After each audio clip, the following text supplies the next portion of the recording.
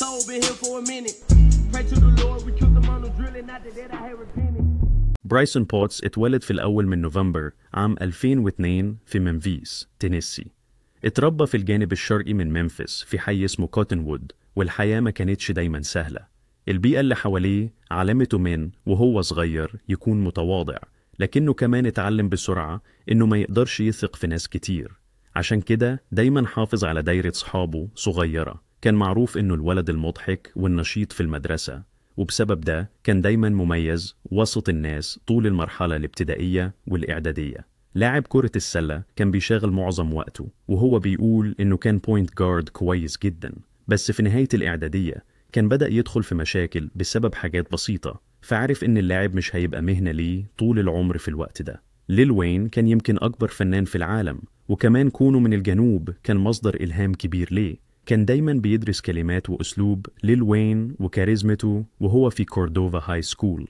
استخدم شخصيته النشيطة عشان يبدأ في فراي ستايلينج. للأسف المشاكل اللي دخل فيها خلته يقضي شوية وقت في جوفينايل ديتنشن سنتر، لكنه بيقول إن ده كان نعمة متنكرة. كان عارف إنه عنده بوتنشل، لكن لو استمر في الطريق ده مش هيطلع من وضعه. بالرغم إنه كان بدأ يتعامل مع عصابة الكريبس في المنطقة، لكنه أدرك إنه عنده موهبة طبيعية في الراب، فبدأ يركز طاقته في كتابة الأغاني.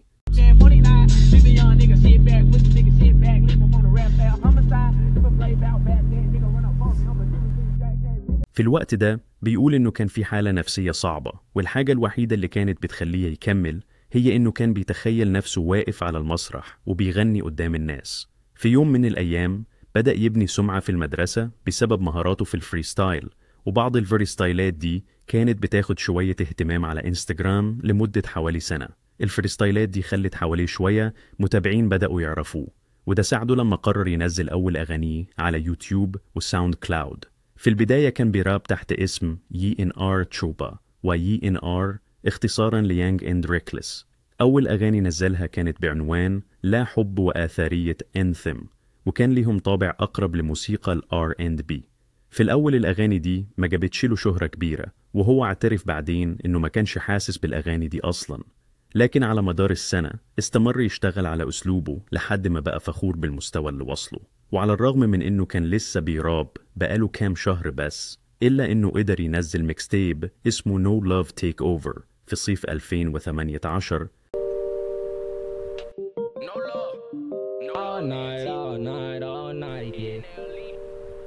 وبرضه ما جابتش الأغاني دي شهرة كبيرة، لكنها ساعدته إنه يبني أخلاقيات شغل لحد ما الموسيقى بقت كل اللي بيفكر فيه. بعد كده غير اسمه من YNR تشوبا إلى NLE تشوبا، وكان بيفكر لقدام.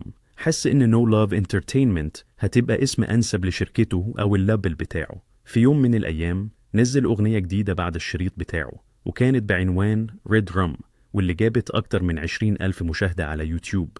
الأغنية دي كانت أول شهرة رسمية ليه في منطقته في ممفيس، وكمان عدد متابعينه على إنستجرام بدأ يوصل لعشرات الآلاف، وده ساعد صورته تكبر أكتر وأكتر. وعلى الرغم من إنه كان لسه بيبدأ وبيكسب شهرة بسيطة، إلا إنه كان عنده 16 سنة بس، فكان صعب عليه يدخل استوديو حقيقي وفي نفس الوقت يحضر المدرسة 5 أيام في الأسبوع، ودي كانت أكبر العقبات اللي بيواجهها. كان بيلاقي نفسه بيكتب كلمات الأغاني ما بين الحصص، وبيسمع إيقاعات بيتس على يوتيوب وهو في المدرسة. أهله حاولوا يساعدوه بفلوس الاستوديو كل شوية، بس ما كانوش دايما يقدروا يوفروا. لكن من غير ما يعرف كل حاجة كانت على وشك تتغير. في ديسمبر 2018 مجموعة من مغنيين الراب من ممفيس نزلوا أغنية بعنوان لا كورس الجزء الثالث. أول بيت فيرس في الأغنية كان من NLE بنفسه، ومن السهل نقول إنه سرق الأضواء. الأغنية جابت أكتر من 100,000 مشاهدة، وكل الناس بقت عايزة تسمع أكتر من شوبا. ومع الشهرة اللي بدأت تزيد كان عارف إنه محتاج يكمل بمزيكا أكتر، وبعدها على طول نزل أغنيته دريب، واللي كانت أول فيديو كليب ليه. ومع كل أغنية جديدة المشاهدات كانت بتزيد، فقرر يفضل ضاغط ومكمل حتى وهو لسه بيروح المدرسة. في يوم من الأيام لقى بيت على يوتيوب، وكان حاسس إنه هيبقى الضربة الجاية بتاعته. بدأ يكتب أغنية جديدة فوراً، وكان عارف إن الأغنية دي هتبقى مختلفة. طلب من أهله $150 علشان يقدر ينزلها مع فيديو كليب، ولما خلصها سماها على اسم مصطلح مشهور في جامايكا شوت فلو.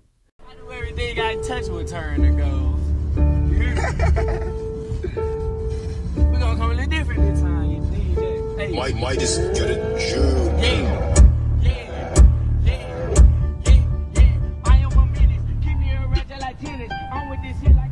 شوتا فلو نزلت يوم 10 من يناير 2019 وجابت 20,000 مشاهدة أول ليلة، ولما تشوبا صحي تاني يوم الأغنية كانت قربت توصل إلى 100,000 مشاهدة. بعد كام يوم من إصدارها موقع بيتشفورك اختار الأغنية كأغنية اليوم ومدحوها بسبب الطاقة العالية في الأداء، رغم إنهم وصفوا الكلمات إنها كانت عادية. اللي فعلا ساعد الأغنية تبقى ضربة هو طاقته وحركات الرقص اللي كانت معاه. وبنهاية يناير الأغنية كانت واصلة لكل مكان على الإنترنت وعدت 10 ملايين مشاهدة. وطبعا بعد كده على طول شركات الإنتاج وكبار الراب بدأوا يحاولوا يوقعوا عقد مع الرابر اللي عنده 16 سنة. في فبراير تشوبا كان في الاستوديو مع بيردمان نفسه بيشغلوا مزيكا وبيتكلموا في بيزنس، ورغم إنه كان بيتعرض عليه عروض بملايين الدولارات تشوبا رفض كل العروض اللي جات له، وبدل كده اختار شراكة مع يونايتد ماسترز واللي سمحت له يحتفظ بأغلب حقوق الماسترز بتاعته. وفي خلال شهور بقى أسخن اسم في عالم الراب، وبالصيف كان بيعمل جولة عالمية مع جوز WRLD وسكي ماسك. رغم إن نجمه كان بيكبر بسرعة لكنه كان بيتعرض لانتقادات من جمهور ومنصات كتير بسبب إن أسلوبه كان شبه NBA Youngboy. وعلشان المقارنة دي اللي ما كانتش بتوقف، بعض الناس افتكروا إن صوته وشخصيته مش هيستمروا كتير، لكن NLE تشوبا كان لسه عنده حاجات يثبتها. ومن أذكى الحركات اللي عملها وقتها إنه بدأ ينزل شوتا فلو بارت 2 و3 وهكذا. في اللحظة اللي هايب بتاع شوتا فلو الأولانية كانت بتبدأ تهدى، كان بينزل الجزء اللي بعده في الوقت الصح وبدأ يربط اسمه بالترند ده كله.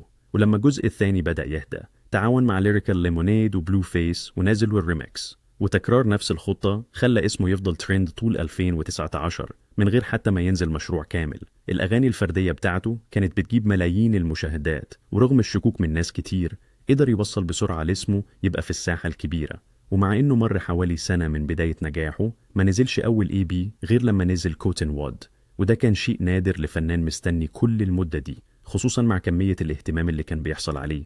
ومع كده التايب ده جاب نجاح كبير وراح جولد، ولما شافوا النجاح شركات الإنتاج رجعت تجري عليه تاني بعروض أكبر لحد ما NLE تشوبا مضى عقد تخطى 8 ملايين دولار.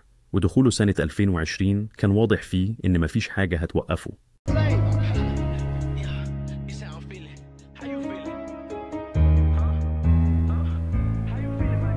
NLE تشوبا نازل أول ألبوم رسمي ليه بعنوان توب شوتا، واللي باع أكتر من 500,000 نسخة وخد شهادة الذهب مرة ثانية. وبعدها بفترة قصيرة حصل له تغيير كبير في تفكيره وقرر يغير صورته بالكامل، ووعد إنه هيبطل يتكلم عن العنف في أغانيه تماما، حب ينشر الإيجابية. وفعلا بدأ مشروع فتح متجر خاص بالصحة والعلاج الطبيعي يبيع فيه منتجات مختلفة.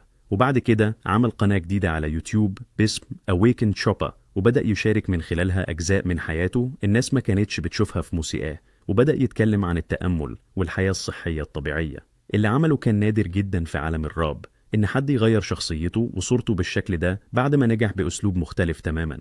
وناس كتير كانت شايفة إن التغيير ده ممكن يكون بداية السقوط عشان هو مش هيقدر يدي نفس الطاقة اللي كانت في شوتا فلو. بس العكس حصل، التغيير ده قرب الجمهور منه أكتر ووراهم إنه عنده جانب تاني حقيقي وحب يشاركوا معاهم. ووضح ده أكتر لما نزل الميكس تايب الجديد بتاعه From Dark to Light اللي كان بمثابة عرض حقيقي للتغيير اللي حصله. ورغم توقعات الناس الميكس تايب خد تقييمات إيجابية، وفوق كده دخل قائمة XXL Freshman وكمل يزود شهرته طول سنة 2021، وفضل واحد من الأسماء الثابتة في ساحة الراب حتى بعد ما أعلن إنه عايز يعتزل الراب نهائياً ويتحول للهرباليست، يعني شخص بيشتغل بالعلاج بالأعشاب. بس طبعاً ده ما حصلش، وبعدها رجع تاني يعمل نفس نوع المزيكا اللي جمهوره الأصلي حبها من البداية. بس في الوقت ده كان خلاص أثبت إنه باقي في الساحة مهما كان نوع المزيكا أو الصورة اللي حب يقدم بيها نفسه.